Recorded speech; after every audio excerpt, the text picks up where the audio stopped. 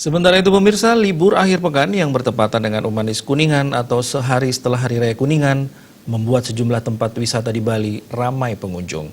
Salah satu destinasi yang ramai pengunjung adalah objek wisata Taman Mumbul, Sangeh, Badung.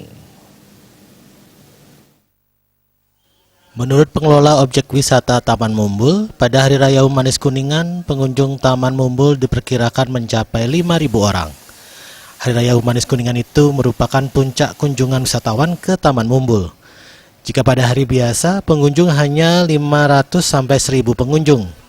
Mengatasi membeludaknya para pengunjung pada Hari Raya Umanis Kuningan, 21 personel diterjunkan yang terdiri atas 12 orang, yaitu 2 pengelola dan 10 orang pecalang desa adat Sangeh.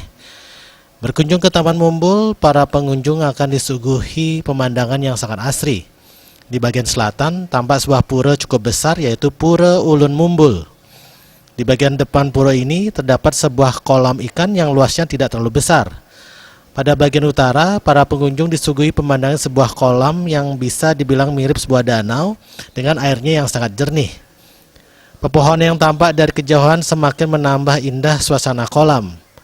Para pengunjung memanfaatkan suasana yang indah ini untuk bersuah foto dengan latar belakang kolam dan pura.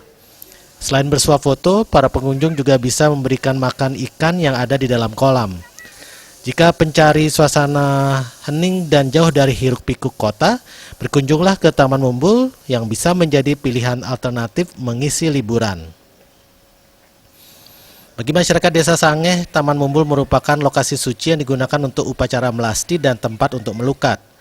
Selain itu, kolam Taman Mumbul merupakan salah satu sumber air masyarakat Desa Sangeh yang digunakan untuk mengairi sawah dan memenuhi kebutuhan lainnya. Ngurah Wira, Bali TV.